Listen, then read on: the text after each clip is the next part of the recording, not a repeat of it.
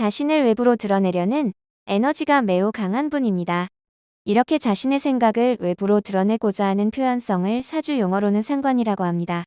자기 자신은 을목이라는 여린 풀잎의 형태이기에 부드럽고 여리하게 보여지지만 아래에 숨겨둔 글자들이 온갖 바람과 열기에도 끝끝내 열매를 맺고자 하는 강단을 가지고 있습니다.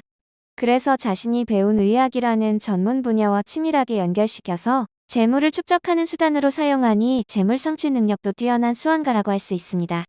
사주를 열어보니 사화라는 불이 목욕지에 해당합니다. 즉 표현성에 해당하는 글자가 강렬한 불빛을 담고 있습니다. 그러니 방송에 자주 나와서 스포트라이트를 받으며 자기를 드러내고 그것을 재물로 연결하고 있습니다. 평소 이분이 두 뺨에서 도화의 기운을 느끼신 분들은 사주를 열어보면 많이 공감하실 것입니다. 그런데 이렇게 자신을 드러내는 글자가 평소에는 불의 형태로 있지만 때론 다른 글자와 합의되어서 그 고유의 오행이 변하게 됩니다. 즉 불에서 금인 쇠붙이로 변하게 됩니다. 불만 있을 때는 자신의 생각이나 내면의 에너지를 드러내는 동력이 되고 주목받고자 애쓰는 궁리가 되고 대인관계에서 역동적인 활동 에너지가 됩니다. 그런데 이것이 불에서 금 오행으로 바뀌면 책임감이나 주변의 시선에 대한 의식, 책임감이나 의무 또는 자기 성찰, 그리고 내면적 스트레스나 압력으로 변하게 됩니다. 오행금이 나에게 관성에 해당하기 때문입니다. 관성이라는 단어는 나를 통제하는 에너지라고 봅니다. 나는 부드러운 초목인데 관성이 쇠붙이이고 칼날이기 때문에 내가 언제 베어질지 모르는 위태로움과 스트레스 또는 피동적으로 움직여야 하는 에너지에 둘러싸인다고 보기 때문입니다. 하지만 역설적으로 이 위태로움을 담고 있는 칼날이 이분이 사주에 숨겨져 있기 때문에 이 잘 벼린 칼을 사용하는 의사가 되었고 또 성실하고 현실적인 인식을 가지고 살게 됩니다. 물론 언제 베이거나 압박을 받을지 몰라서 내면적으로 항상 불안하고 긴장되며 초조한 면을 의식하며 살게 되기도 합니다. 이분은 자기의 뿌리인 일지에 축토라는 글자를 가지고 있습니다. 그 글자가 관성의 고장지가 되면서 자기의 뿌리가 되니 부친이 일찍 돌아가실 확률이 크고 남편의 건강이 좋지 않을 확률이 높게 됩니다.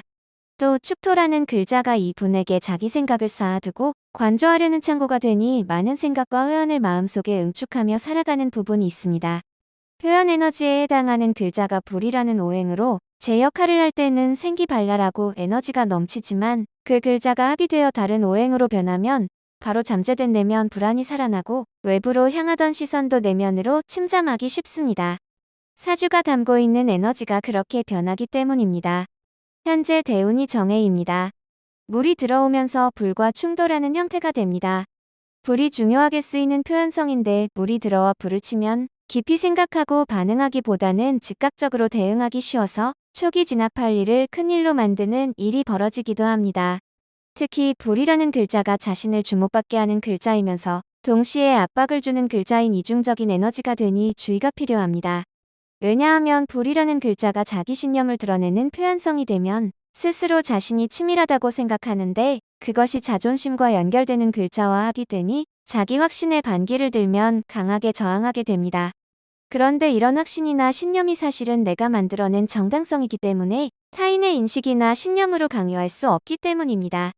내년은 갑진년입니다. 갑목은 초목인 나보다 큰 나무이고 그 나무가 진토라는 재물을 가지고 오니 나의 재물을 누군가와 나눠야 한다는 생각을 가지고 임해야 합니다. 또 진토가 나의 뿌리에 해당하는 글자와 뒤엉키는 일이 일어나면서 재물을 두고 잡음이 생기게 됩니다. 무엇보다 진이라는 글자는 천라지망이라는 에너지를 담고 있어서 변칙성이라든가 과욕이 있었다면 반드시 대가를 지불하는 일이 생기게 됩니다. 그래서 지금부터는 맞서려 하기보다는 신중한 대응이 필요할 것으로 생각합니다.